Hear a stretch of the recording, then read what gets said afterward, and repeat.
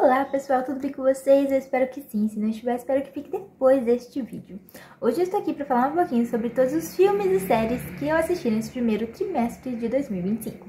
Bora lá! Vou começar então, gente, falando os filmes que eu assisti em ordem, tá bom? Em janeiro eu assisti 4 Dias com Ela, um drama, onde nós vamos conhecer uma mulher que já tem aí uma certa idade e ela tem uma filha que deve ter uns 30 e poucos anos, que é dependente química. Então ela utiliza de drogas. Ela vai até a casa da mãe para pedir ajuda para se reabilitar, né? Ou seja, para parar de usar droga. E a mãe, ela tá meio de saco cheio, não de saco cheio, mas tipo desacreditada, porque a filha ela já falou várias vezes que ia parar e não parava, já tentou várias vezes parar e não conseguiu. Ia na casa da mãe, roubava ela pra poder comprar drogas. Então a mãe, ela também é assim, só que ela vai dar essa última ajuda, essa última chance. E aí a gente vai ver como é tenso, sabe? Tanto pra mãe, né? Estar ali com aquela filha que a qualquer momento pode explodir e colocar todo o processo a perder. E como é difícil também para um dependente químico parar de usar droga. E é um filme baseado em fatos reais. É tocante, assim, é emocionante, só que eu assisti ele parcelado, por assim dizer. Por quê? Eu fui assistindo esse filme no meu almoço no serviço. Então, tipo, eu assistia 20, 30 minutos por dia. Eu acho que isso fez com que eu acabasse não me conectando com os personagens direito, não me conectando com a história da forma como eu deveria. Então eu entendo como é um filme muito importante, um filme com uma mensagem que mostra uma realidade muito difícil, que mostra os dois lados da moeda e como os dois sofrem muito quando uma pessoa acaba aí virando dependente, né? E viciado. A gente vê o esgotamento da mãe, a gente vê o medo dela, a gente vê o medo da filha, a gente vê a vontade da filha em melhorar, mas a falta de conseguir, sabe? Então é um filme muito tocante, muito bonito, mas que acabou não me tocando como deveria por conta que eu assisti do jeito errado, sabe? Então eu daria 3.9 estrelas justamente por mim mesma, sabe? Mas a história em si não tem o que falar, né? E é baseado em fatos reais, então assim. E eu sei que é uma realidade de muitas pessoas e é muito triste. É por causa disso que eu acho que nem é justo dar estrelas pra esse filme. Depois eu assisti um, gente, que, nossa, que delícia que foi.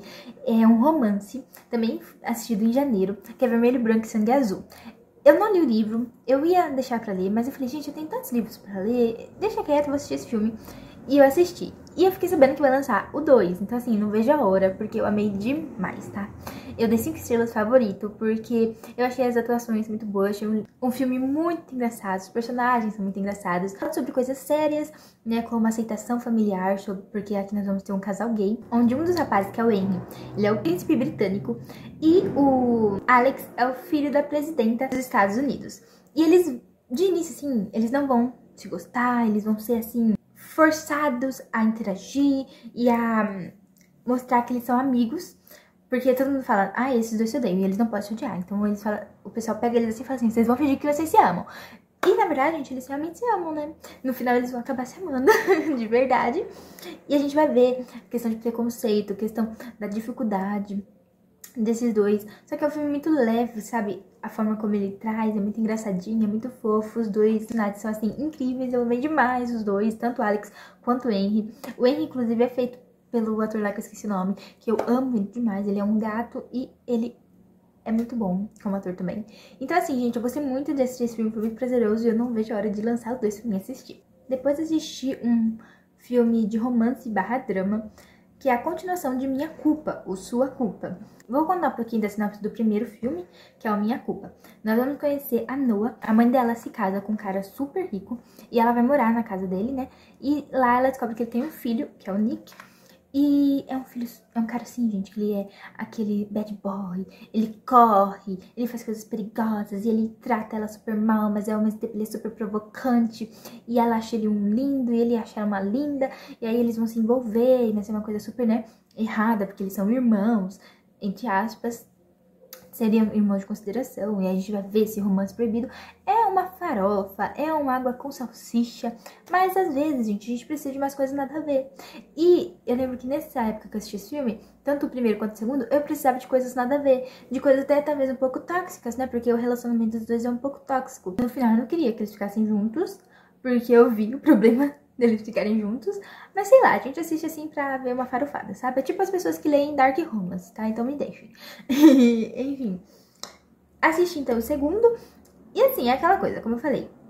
É um filme que, se você quer passar o tempo, sem pensar em muita coisa, só ficar ali envolvido ali no filme, nos problemas deles, porque às vezes você tá com tanto problema que você quer ver pessoas com problemas piores.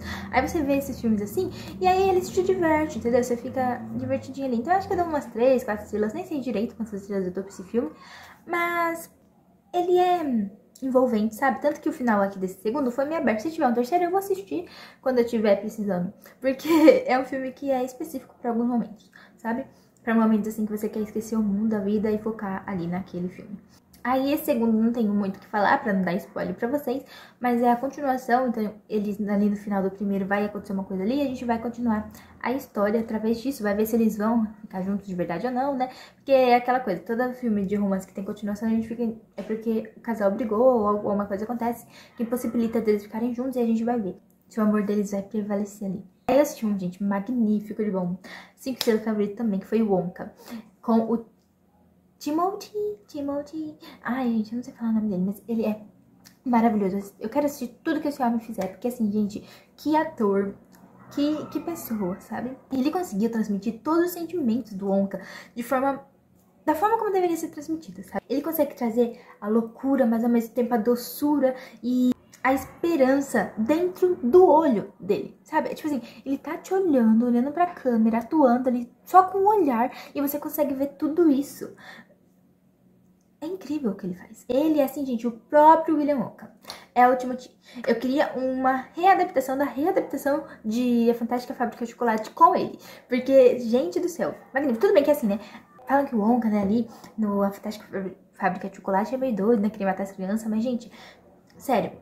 Nesse filme aqui, essa teoria que seria derrubada por terra, porque esse Wonka, ele é um fofo, ele é uma gracinha, ele só quer fazer os chocolatinhos dele, vender os chocolatinhos dele, sabe? Ele é um filme muito tocante, com uma mensagem assim, linda de esperança e também de tentar, sabe? Porque assim, por exemplo, o William Wonka, depois ele é o chocolate Wonka, sabe? Vira assim uma coisa extraordinária lá em cima. Só que neste começo, que a gente vê o começo do William Wonka, né? Então a gente vê o começo ali dele tentando ter a fábrica de chocolate, como que foi difícil. Então, quando a gente pega esses dois filmes juntos, a gente vê que nós precisamos sonhar, acreditar e lutar pra fazer acontecer, porque não foi fácil. Ele teve que fugir das pessoas, de policiais, teve que se reinventar pra fazer o negócio dele dar certo. Às vezes a gente precisa dessa força de vontade, desse... Ah, não deu certo aqui? Então deixa eu tentar de outro jeito ali. Porque muitas vezes quando a gente é derrubado, a gente desiste do sonho. E não, às vezes a gente precisa insistir sim. Sem preguiça, sabe? Sem preguiça, sem lelelé. É sobre pensar, é sobre fazer, é sobre agir. Quer fazer, no caso. Aqui nesse filme, gente, nós vamos ter a história do William Wonka, de A Fantástica Fábrica de Chocolates, antes dele ser o William Wonka. Então a gente vê ali o Wonka indo pra cidadezinha, que eu esqueci o nome, e tentando montar a fábrica dele de chocolates. E vai ser muito difícil, porque tem as outras 3 lojas de chocolate super importantes que não querem de jeito nenhum que o Willy Wonka venda os chocolates dele, porque eles percebem quanto o chocolate do William Wonka é incrível, maravilhoso. E a gente vai vendo como que foi pra ele chegar onde ele está, em A Fantástica Fábrica de Chocolate. O primeiro filme de fevereiro foi um romance de época chamado O Pretendente. Eu dei 3 estrelas porque é um filme assim, leve, gostosinho, porém nem um pouco memorável. Tanto que assim, nem lembro. Tô aqui com meu notebook e tô vendo agora aqui na Prime que filme foi esse, porque eu não lembrava. Mas, agora lendo aqui a sinopse, ó. Década de 1920, após fazer um anúncio prometendo um dote generoso, um pai encontra o marido para sua filha. Será que o casamento arranjado poderá se transformar em amor verdadeiro? Aqui, o cara que vai casar com essa filha desse homem, ele é artista. E é muito legal ver essa parte dele pintando os quadros, a inspiração e coisas assim. A mulher, ela é uma fofinha também. O cara, ele até que é fofo também. A forma como o romance deles cresce é bem fofo, mas é aquela coisa, sabe? É pra passar o tempo, não fica muito na cabeça, pelo menos na minha não ficou. Eu não lembro de muitas coisas, só lembro que foi muito gostosinho assistir esse filme, mas é isso, passou. Por isso, 3 estrelas, né? Porque é uma nota mediana para um filme mediano. Aí temos um outro, gente, polêmico. Coringa, Delírio a 2. Eu terminei esse filme e fiquei uns 2 dias vendo resenhas sobre ele. Porque eu lembro de toda a polêmica que deu, todo mundo falando que era um filme ruim, coisa assim. E assim, eu achei interessante. Óbvio que Coringa 1 é muito superior, tipo, Coringa 1 é clássico. E aqui nesse 2 eles fizeram uma pataquada. Gente, essa luz não tá diminuindo, tá ruim assim, desculpem, tá? Vai ficar assim mesmo. Então assim, eu não odiei esse filme, não achei um fracasso total, mas também não amei. Eu acho que eles tinham muito potencial, eles tinham, cara, Lady Gaga, eles tinham uma história, eles tinham faca e queijo na mão e eles fizeram merda. Fizeram um filme assim, ok. Então eles tinham potencial e eles não aproveitaram, e isso chateia e deixa a gente decepcionado. Parece que assim, tudo que eu vi nesse filme foi pra nos decepcionar. Porque a gente esperava uma coisa e eles entregavam outra que nos decepcionava. A gente tava esperando um negócio assim que nos deixaria uhul! E eles entregam outra, na hora a gente faz assim, ó. Sabe? Então, eles desperdiçaram uma grande história, eles desperdiçaram a Lady Gaga, eles desperdiçaram o Joaquim, eles desperdiçaram, assim, gente. Esse filme, ele tem efeitos visuais lindíssimos, as músicas são muito boas, é um musical, e eu confesso que, assim, tem uma hora que irrita. Em Coringa 1, a gente já vê quanto a música é importante pro Coringa, o quanto a música faz parte do Coringa em si, e a gente tem umas partes de músicas, umas partes musicais. E é legal. Nesse segundo, então, quando falou, Coringa 2 vai ser um musical, beleza, porque tem bastante música no 1. Porém, teve uma hora que a gente falou assim, para de cantar, a gente quer ver a história, a gente não quer mais ver música. A gente quer ver um pouco do desenvolvimento, porque não teve desenvolvimento direito, não teve história direito. Foi ruim nessa parte. Foi decepcionante, sabe? Foi decepcionante. Decepcionante. O nome desse filme é decepcionante. Tem uma hora que você não aguenta mais as músicas, você não aguenta mais as pessoas cantando. É bom até certo ponto, mas depois chega. Uma coisa que eu achei interessante nesse filme, porque teve... além, obviamente, que eu falei das atuações e da forma como foi gravado, editado e tal, foi o final, onde a gente descobre que talvez o Coringa aqui não seja o Coringa do Batman, né? Ele tem sido aí a inspiração do Coringa do Batman. Então eu achei isso bem interessante, essa, como que fala? Teoria. Só que assim, mesmo esse filme tendo sido um fracasso, eu queria assim que tivesse um terceiro, mas um terceiro feito com vontade, porque parece que esse filme aqui, gente, ele foi feito pra nos decepcionar, como eu falei. De verdade, tipo assim, vocês queriam um Coringa 2? Então vai ter um Coringa 2, mas vai ter um Coringa 2 ruim pra vocês não pedirem um terceiro. Mas mesmo assim eu fiquei com vontade de ter um terceiro, porque eu fiquei com vontade de ter um filme contando a história do Coringa, do Batman, através dessa visão aqui desses dois filmes. Também assisti Fevereiro Mágico de Oz, dei 5 estrelas, porque assim, Mágico de Oz não tem muito o que falar, né? É um clássico onde nós vamos ter a Dorothy, ela é uma menininha que ela vai parar nesse mundo de Oz aí, que é um outro mundo, e ela tem que descobrir um jeito de voltar pra casa. A fada, né, a Glinda, fala pra ela que a única maneira dela voltar pra casa é ela pedir pro mágico de Oz. Então ela vai pra um caminho ali, pra chegar nesse mágico. Pelo caminho ela conhece um leão medroso e um homem de lata, que queria ter um coração. Que quer, né, ter um coração. E um homem de palha, que quer ter um cérebro. E é muito interessante as teorias, é muito interessante a questão de que as coisas estão dentro da gente. O leão, ele tinha coragem dentro dele. O homem de lata, ele tem um coração. E o homem de palha, ele é esperto. Só que às vezes a gente precisa ser lembrado disso. Assim como... sei lá, é que eu não posso falar muito pra não dar spoiler, mas é porque eu vi também muitas teorias, muitas coisas desse filme, e aí tudo isso juntado com o filme fez com que ele tivesse mensagens muito interessantes e até mesmo bonitas, sabe? Então eu fiquei pensando sobre isso, e se vocês quiserem eu posso fazer um vídeo falando com spoiler sobre o Mágico de Oz e falando sobre todas as teorias e coisas assim, que eu amo falar sobre esse filme, de verdade. Os bastidores super sombrios deles também, então comenta aqui se vocês gostariam de ver. Depois assisti a Família Addams 2, também não vou falar muita coisa, né? Basicamente a Família Addams, eu acho difícil não conhecerem. Família super gótica. E os filmes, assim, eles são mórbidos, só que eles são engraçados. Por quê? Os personagens, eles fazem algumas coisas que a gente fica, tipo, horrorizado. E pra eles é super normal. Então, por exemplo, a Wandinha e o irmão dela, é o quê? Feioso, né? Eu acho. Enfim. Eles brincam se torturando. A brincadeira deles é fazer torturas. Então, eles...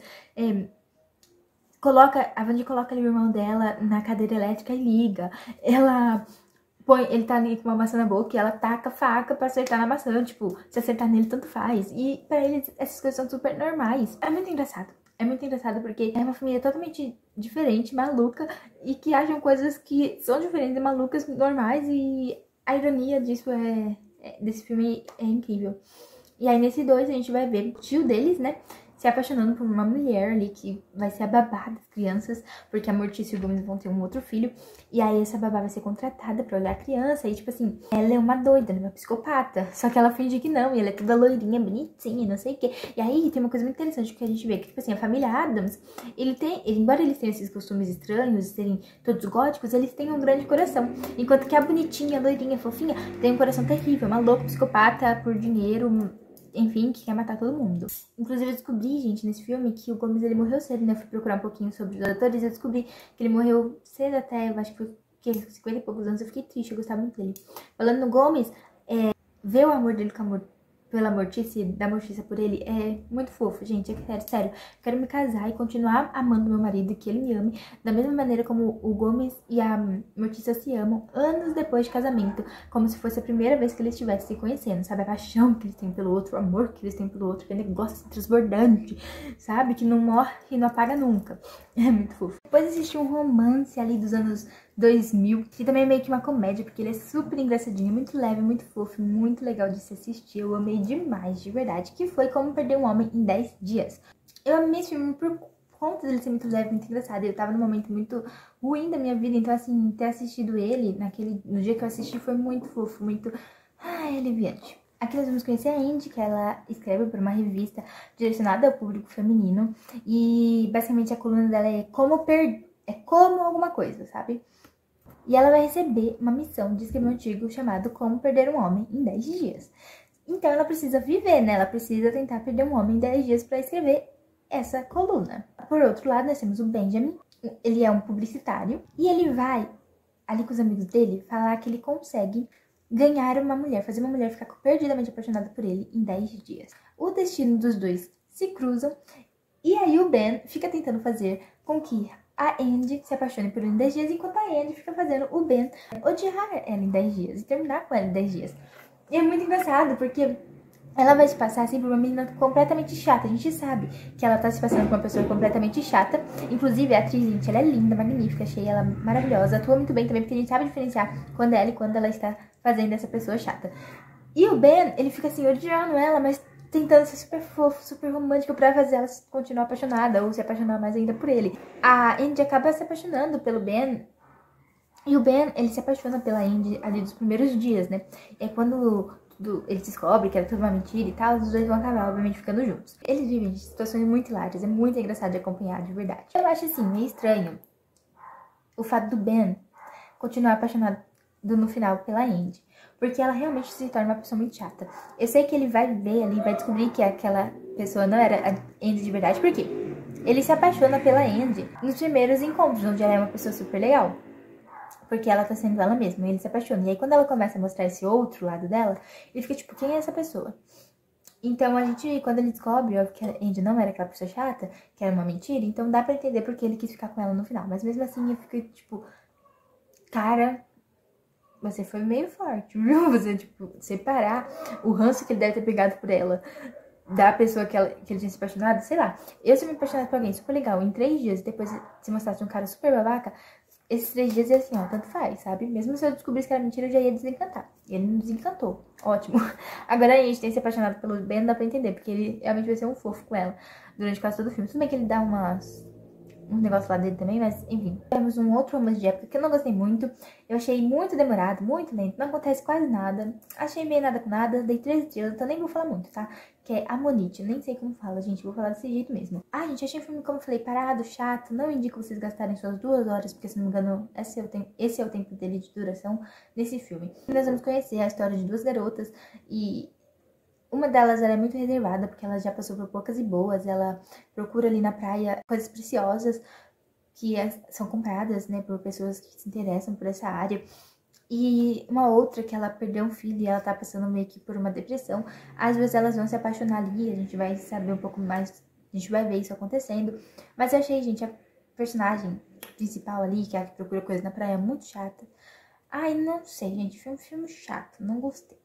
Os filmes gorinos são legais, os cenários também, mas assim, de resto que pena que eu gastei 2 horas assistindo isso, sabe? Por último, nós temos um filme maravilhoso, anti-guerra também, que eu nunca tinha assistido, que é Grace, nos Tempos de Brilhantina. E eu sempre quis muito assistir esse filme e entender a hype dele. E eu finalmente assisti. Confesso que me decepcionei um pouco. Eu achei que ele seria um pouco mais legal. Eu achei ele, assim, com muito papo de sexo, muito... meio sem nexo também, sabe? É um filme que, assim, não é muito o que eu achei que seria. Eu achei que teria uma super história de amor, não sei o quê. E no final a gente vê ali que o Danny e a Sandy, eles se conheceram numa férias de verão e se apaixonaram. Eles iam seguir caminhos diferentes. Então foi só isso, um romance de verão. Só que acontece que quando eles menos esperam, a Sandy descobre que ela tá estudando na mesma escola do Danny, né? Porque ela ia pra outra escola e ela foi pra uma outra, que não é aquela ia de início, e aí ela descobre que é a mesma do Danny. Só que aí ele tá com os amigos dele, ele se mostra um cara super babaca, super idiota. E eu achei que seria diferente, eu achei que ele ia ser um cara super apaixonado pela Sandy. E a gente vê que ele gosta dela, mas no início ele é muito babaca, muito, ai, macho alfa, não sei o que. Aí não gostei muito dele. E a Sandy, tadinha, toda apaixonadinha, fofinha, não sei o que. Mas aí eles tentam ali, né, se ajustar ali no mundo do outro, ficam juntos no final, obviamente, e tem umas músicas muito legais, icônicas, né, no caso, obviamente, os figurinos icônicos, é tudo muito icônico nesse filme, você assiste assim, ai, é isso aí que o povo faz, é esse remake aí, é essa roupa, é essa música que é famosa, então é legal assistir, mas a história em si eu achei meio decepcionante porque eu não conhecia, né, então eu só fui assistir assim, não sei do que se trata. Só sei que é um romance, vai ter músicas, assim. Mas aí eu me decepcionei um pouco. Porém, entendo, porque ele é icônico e gostei de assistir, foi muito gostoso. Então, dei aí 4 estrelas pra esse filme. Por último, um filme baseado em história real, super pesada, com cenas, assim, muito tristes, que é O Pianista. Esse filme, ele vai se passar na Segunda Guerra Mundial, aqui nós vamos conhecer a história de um cara chamado Spielmans. Não sei como falar, tá, gente, direito o nome, mas enfim, ele é um judeu. Então, a gente sabe tudo que acontece. E aí, o começo desse filme é muito triste, porque a gente vê de forma muito clara pessoas apanhando, velho apanhando no meio da rua, crianças mortas, uma criança levando um tiro no... aquele muro que eles faziam de pessoas e iam atirando. Então, no meio, assim, tem uma criança e a gente vê... É muito pesado, tá? Então, assim, pra quem não tem estômago, não assista, porque eu chorei muito no começo desse filme, gente, de uma forma, assim... Meu Deus, velho e criança pra mim, cara, não dá. E é muito explícito. E a gente também vê, logo no começo do filme, a família todinha do protagonista, que eu não vou falar o nome dele de novo porque eu não sei falar, sendo levado para campo, né, de concentração. E a gente sabe qual fim ele teve, né, que foi a morte. Mas o protagonista, ele foi salvo por um cara ali. Ele conseguiu, então, não morrer. Mas ele vai ter uma vida muito difícil durante esses anos, sabe? Porque ele vai ser muito oprimido pelos nazistas. Ele vai passar a vida dele, esses anos da vida dele, escondido em ruínas, em casas, sem ter o que comer. Essa parte, eu fico com vontade de chorar, porque, nossa, é muito, muito pesado. Porque a gente vai ver, sabe? Ele come, gente, comida estragada, tá? Mofada, assim. Ele come porque ele tá com fome. Tipo, é isso ou a morte. E aí, você sabe, né? Quando a gente tá quase morrendo ali, nosso corpo, ele liga ali o instinto de sobrevivência. Então, ele come essa comida estragada, ele bebe água com bicho. É muito triste. Eu mudei aqui o cenário um pouquinho, tá? É muito triste, muito, muito mesmo. E a gente vê a brutalidade da guerra, né? E eu não sei como tem gente que consegue e conseguiu apoiar esse extermínio, essa coisa terrível que foi a morte de milhões de judeus, tipo, não consigo entender quem é que apoia a guerra, sabe? Depois de tudo que a gente tem, de tudo que a gente sabe que aconteceu nas 2 guerras mundiais, e em outras também menores, não dá, não cabe, não entra dentro da minha cabeça.